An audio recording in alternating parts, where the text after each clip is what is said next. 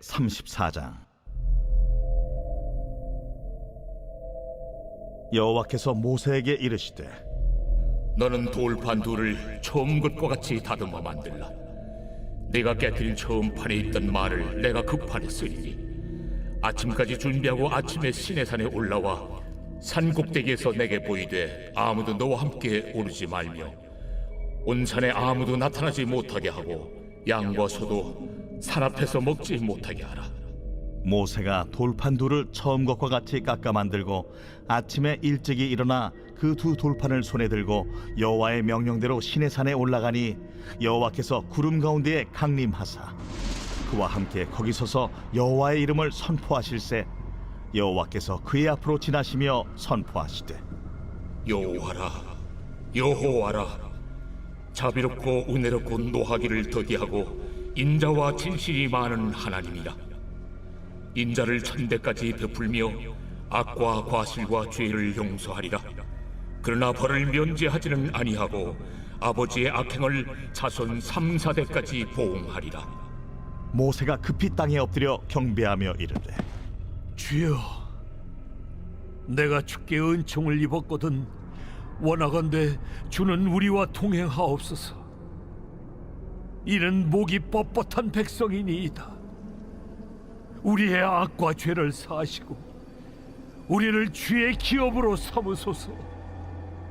보라, 내가 언약을 세우나니 곧 내가 아직 온 땅 아무 국민에게도 행하지 아니한 이적을 너희 전체 백성 앞에 행할 것이라. 내가 머무는 나라 백성이 다 여호와의 행하심을 보리니 내가 너를 위하여 행할 일이 두려운 것임이라. 너는 내가 오늘 네게 명령하는 것을 삼가 지키라. 보라, 내가 네 앞에서 아모리 사람과 가나안 사람과 헷 사람과 브릿 사람과 히 사람과 여붓 사람을 쫓아내리니 너는 스스로 삼가 네가 들어가는 땅의 주민과 언약을 세우지 말라. 그것이 너희에게 올무가 될까 하노라. 너희는 도리어 그들의 제단들을 헐고 그들의 주상을 깨뜨리고 그들의 아세라상을 찍을지어다. 너는 다른 신에게 절하지 말라. 여호와는 질투라 이름하는 질투의 하나님이니라. 너는 삼가 그 땅의 주민과 언약을 세우지 말지니 이는 그들이 모든 신을 음란하게 섬기며 그들의 신들에게 제물을 드리고 너를 청하면 네가 그 제물을 먹을까 함이며 또 네가 그들의 딸들을 네 아들들의 아내로 삼음으로 그들의 딸들이 그들의 신들을 음란하게 섬기며 네 아들에게 그들의 신들을 음란하게 섬기게 할까 함이니라. 너는 신상들을 부어 만들지 말지니라. 사랑하는 근숙가족 여러분, 평안하시죠? 오늘도 하나님의 말씀을 통해서 우리를 향하신 하나님의 마음과 생각 그리고 계획을 함께 나누겠습니다. 자, 나눌 말씀은 출애굽기 34장 1절에서 17절 말씀입니다. 앞서 모세는 시내산에서 하나님으로부터 이 돌판, 법궤, 말씀을 들고 산 밑으로 내려가 보니 기다리지 못했던 이스라엘 백성은 우상을 섬기는 끔찍한 일을 목격하죠. 그래서 분노한 모세는 그 돌판을 던져 깨트려 버립니다. 물론 하나님께서 이스라엘 백성을 진노하셔서 혼쭐을 내시는 것을 우리가 살펴보았습니다. 그런데 오늘 본문에 보면 다시 모세는 돌판을 들고 시내산에 올라가 하나님의 이 말씀을 받는 일을 보여주고 있습니다.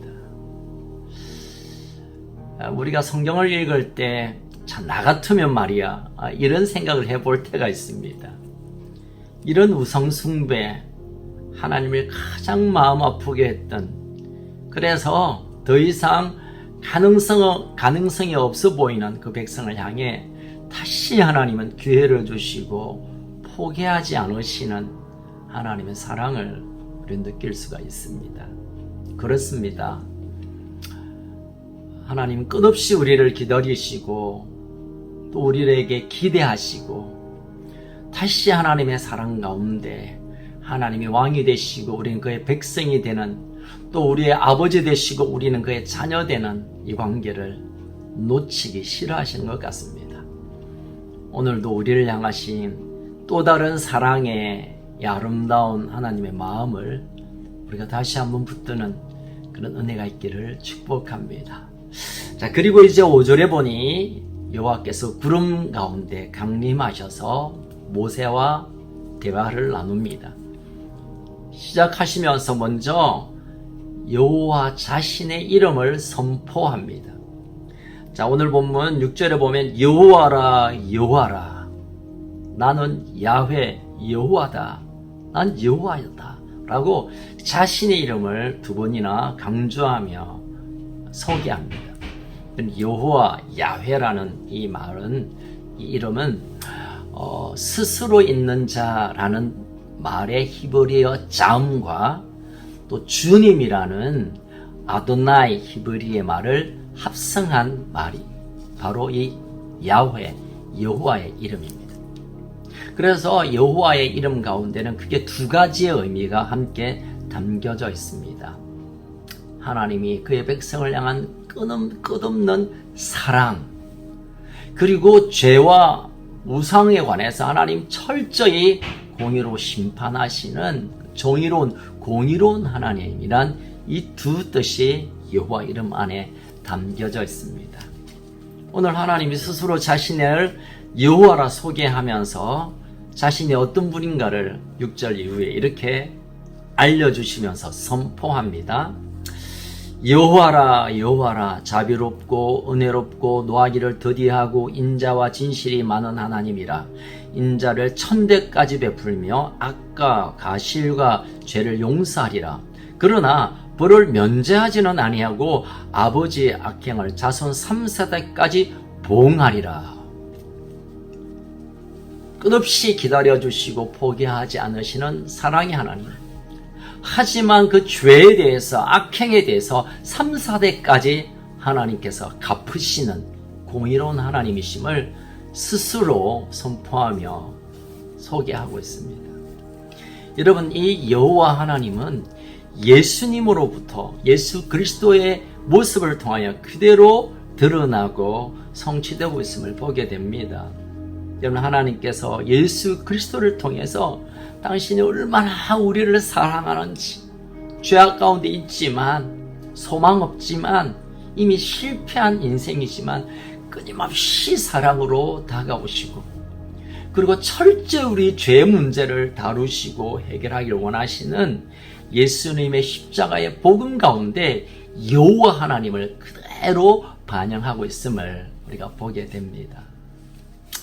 자, 이어서 이제 10절 이후에 보면 하나님께서 이 모세와 또 모세와 뒤에 있는 이스라엘 백성과 언약을 세우게 됩니다. 약속하게 됩니다. 근데 이 약속은 아무에게나 한 것이 아니라 하나님이 택한 그의 백성들과 하나님께서 일방적으로 맺으시는 언약, 테스터먼트, 하나님께서 특별히 그 백성들과 지키고 싶어하는 명령이기도 하지만 하나님의 갈망, 소원을 우리가 언약이라고 볼 수 있는데 크게 한 두어 가지가 있습니다. 10절 위에도 보면 첫 번째는 너희들이 하나님의 백성으로서의 그 정체성을 가지고 서 있길 원한다. 하나님을 섬기는 나라, 우리의 왕은 하나님이시고 우리는 그의 백성임을, 이 하나님 나라의 정체성, 이건 놓치지 마라. 어딜 가나 어떤 상황 속에서도. 그리고 두 번째는 이제 가나안 땅에 들어가게 될 텐데 거기서의 이방 문화나 또는 그런 종교나 또는 그런 상황에 물들지 않고 하나님의 거룩한 백성으로서의 그 정체성뿐만 아니라 그 하나님 나라의 문화로 살아가야 될 것이다. 특별히 하나님 다루시고 있는 부분은 우상 숭배에 대한 부분입니다. 왜냐하면 이스라엘 백성이 순간순간 우상 숭배 때문에 넘어지고 깨어지고 하나님 진노하시고 첫 번째 돌판을 받는 그 순간에도 우상 숭배 때문에 어그러졌잖아요. 그래서 하나님도 구체적으로 우상숭배에 대한 금지를 이렇게 말하죠. 13절에 보니까 그들의 제단을 헐고 그들의 주상을 깨트리고 그들의 아세상을 찍어버려라. 다시 말하면 형체도 남김없이 다 싸그리 쓸어버리라. 흔적도 없게 만들어라 라고 하나님 말씀하십니다. 그리고 그게 절도하지 말고 흔적도 남기지 마. 이러면서 우리가 참 이해하기 힘든 하나님이 스스로 이런 표현까지 합니다. 나는 질투하는 하나님이다. 우리가 되게 질투하면 좀 그리 이 긍정적인 이미지보다 좀 불편한 느낌이 있습니다만, 하나님은 우리를 향한 사랑이 얼마나 지극정성한지 그 사랑을 외면하고 엉뚱한 곳에 그 사랑을 흘려보내는 것을 질투하듯이 우리를 붙들겠다는 것입니다. 여러분, 하나님 우리에 관해 질투심을 느낀다. 이건 뭐 인간적인 어떤 표현의 한 방식이죠. 그러나 우리를 결코 포기하지 않는, 우리의 사랑을 결코 짓밟히기 싫어하시는 하나님의 그 온전한 사랑의 표현이 이 질투로 나타나는 것이겠죠. 자, 뿐만 아니라 그 문화, 우상숭배뿐만 아니라 결혼도 이방 족속과 하지 마. 여러분, 결혼은 남자와 여자의 어떤 단순한 만남이 아니라 그 남자와 여자의 모든 문화, 또 혈통, 또 습관, 또 종교, 또 그의 모든 역사, 이런 것들의 만남이기 때문에 이방 신상을 섬겨왔던 그 어떤 사람과 결혼하지 말라. 이것은 하나님만을 섬기는, 하나님만을 높이는 민족, 그 거룩한 백성으로 남아야 돼라는 하나님의 요구입니다. 자, 이처럼 하나님 백성으로서의 정체성, 그 정체성을 지키기 위해 이것을 훼손하는 모든 우상을 끊어내고 단절하고 하나님의 거룩함으로 가나안에 들어가 나의 나라를 세워다오라는 언약의 핵심을 가지고 하나님께서 모세와 그 백성과 약속하고 있음을 보게 됩니다. 여러분, 우리가 이 이후의 역사를 잘 알잖아요. 이스라엘 백성이 결국은 가나안에 들어가서 이방의 그 화려하고 반짝거리고 또 예쁜 미모의 여성을 만나고 그들의 문화와 그 문화 뒤에 숨어있는 이방 신상들을 슬그머니 가져오고 하나님을 섬기면서 예배는 하면서 절기는 지키면서 동시에 하나님이 그렇게 싫어하시는 질투까지 하시면서 싫어하는 것들을 숨기듯 감추고 사실은 그것을 즐겨했다는 것을 우리가 알고 있습니다. 결국은 구약의 마지막은 그들의 백성을 하나님의 언약을 하나님은 스스로 지켜야 하기 때문에 이스라엘을 완전히 포기해버리는, 그냥 놓아버리는 이런 얘기로 구약은 흘러가고 있습니다. 여러분, 이것은 단지 이스라엘 백성의 얘기만 아니죠. 여러분, 이 시대에 우리가 믿음으로 산다는 게 얼마나 힘들고 어려운지 저도 잘 알고 있습니다. 물론 교회 와서는 참 하나님의 임재 가운데 예배하며 말씀을 묵상할 때 마음의 감동과 결단이 서지만 실제로 우리의 삶의 자리에 들어가면 직장에 가거나 옆집 아줌마를 만나거나 또 어떤 경우에 나아가면 하나님의 임재가 하나님의 나라의 백성의 관심보다는 어떻게 하든지 한 푼 더 벌고 남들에게 박수받고 높아지고 많이 가지는 이 생각으로 달려갑니다. 그것이 필요하면 우상숭배도 적당하게 그냥 눈치껏 하고 거짓말도 뭐 적당하게 그냥 버무리고 어쨌든 내가 원하는 것을 얻기 위해 우리가 얼마나 깨어지고 상해지는지 모릅니다. 그래서 하나님께서는 이 언약 가운데 이스라엘을 부르심과 동시에 우리도 이 언약 가운데 세워놓고 있습니다. 그것과 철저히 차별하여 구별하여 거룩함으로 하나님 앞에 동행하며 그의 말씀을 붙드는 하나님이 왕대심의 하나님 나라의 시민으로서의 정체성을 붙드는 것, 이것을 하나님이 귀히 여기시고 복되게 여기시고 그 약속을 지킨 자에게 하나님이 친히 그의 왕이 되어주시고 그의 백성을 삼으시는 것입니다. 그런데 우리는 많은 유혹과 많은 시험들이 놓여져 있습니다. 여러분 이 말씀을 잘 이해하시기 바랍니다. 그러면 주상 깨뜨리고 제상 엎어버리고 불태워버리라. 이 말은 뭐 이방이나 또 이단이나 또는 예수 안 믿는 사람들과 완전 철저히 대면하지 말고 우리끼리만 잘 먹고 잘 살고 그들 원수화하라. 그 뜻은 아니에요. 여러분 하나님 나라에 오심은 우리가 사는 동네뿐만 아니라 열방과 모든 상황과 모든 환경 가운데 함께 그 나라가 오게 되어 있습니다. 그 일을 위하여 우리가 부르심을 받았잖아요. 그러니까 이 세상의 화려함과 세상의 그 맛보다 하나님의 나라의 것으로 그것을 차단하고 누르고 더 대치하고 그래서 그들을 하나님의 나라로 이끄는 이 사명자로 우리가 살아가는 것, 이것이 하나님이 우리에게 요구하시는 삶입니다. 자 그냥 벌어 먹고 사는 데 인생을 쏟아 하나님께서 우리에게 주신 그 정체성을 잃어버리고 그냥 하나님보다는 눈에 보이는 것이 더 훨씬 가치 있는 것처럼 따라가는 이런 실패한 가나안에서 실패한 이스라엘 백성처럼 그런 삶이 아니라 오히려 그들에게 하늘나라를 소개하고 하늘나라의 영광을 보여주고 하나님의 그 존귀하심을 예배하도록 우리가 그들을 이끌고 주도하고 그리고 그들에게 전해야 하는 사명이 바로 우리에게 주신 하나님의 사명인 것입니다. 여러분 오늘 본문을 통해서 하나님께서 정말 하나님 백성들에게 원하는 것이 뭘까? 그냥 나만 예배 드려 나에게만 영광 돌려 인 것 같지만 그것이 곧 우리의 삶의 가치를 복되게 할 뿐만 아니라 우리의 인생을 통하여 하나님 하시려고 하는 일에 하나님께서 밀어주시는 일들이 실제로 있다는 것을 약속으로 우리에게 보여주시는 것입니다.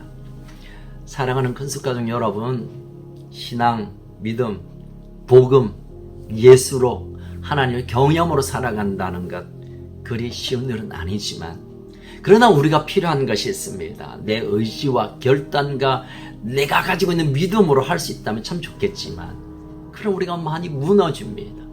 시험 듭니다. 또 깨어집니다. 그래서 하나님의 은혜가 필요하고 예수 그리스도의 보혈의 능력이 필요하고 강력한 성령의 기름 부음이 필요한 것입니다. 여러분 하나님의 말씀으로 정체성으로 살아가는 것은 우리의 의지나 우리의 노력도 필요하지만 결국은 우리가 하나님의 도우시는 은총, 보혈의 권세, 성령의 강력한 임재, 그로 인하여 내 힘으로가 아닌 하나님이 그렇게 살도록 하시는 그런 삶이 우리의 소망이며 우리의 삶의 스타일이 되어야 될 줄로 믿습니다.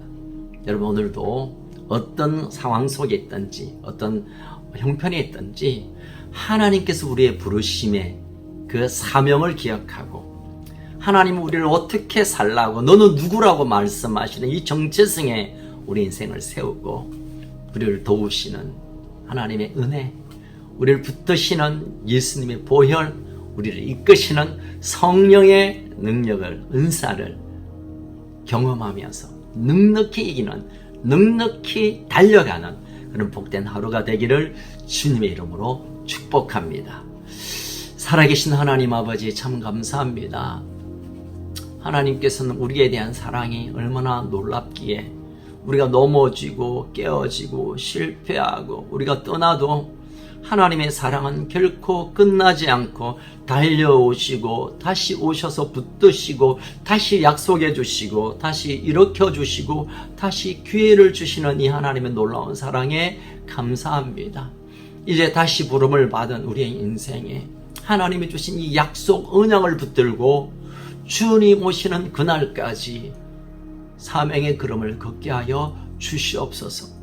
하나님, 우리가 하나님의 자녀됨, 하나님 나라의 대사로서 그 정체성을 가지며 그것으로 우리의 인생의 삶의 힘이 되고 소망이 되게 하여 주옵소서. 뿐만 아니라 온갖 악하고 더러운 이 세상의 이방 신상을 섬기듯 하는 이 세상 속에서도 우리가 하나님만을 왕으로 섬기며 하나님이 부어주시는 능력으로 훌륭히 이기고 남는 그런 삶을 살게 하여 주옵소서. 오늘 하루의 인생 가운데서도 하나님의 한없는 은혜를 더하여 주시고 보혈의 능력이 경험되게 하시고 성령의 도우시는 기름 부음이 우리 속에 있어서 시험 가운데, 환난 가운데, 고민 가운데 그것을 돌파하고 넉넉히 이기는 삶으로 우리의 삶을 드리게 하여 주옵소서. 이제 내일 우리가 또 모든 가족들이 모여서 하나님을 예배할 때 이 좋으신 하나님, 우리를 붙드시는 하나님을 다시 경험하고 또 우리의 빈약한 부분들이 채워지는 그런 축복의 예배, 하나님의 넘치는 은혜가 있는 예배 소망하며 준비하며 내일을 준비하게 하여 주옵소서. 오늘도 우리와 동행하실 삼위 하나님, 하나님을 인하여 감사하며 예수님 이름으로 기도합니다. 아멘. 오늘도 승리하시기를 축복합니다.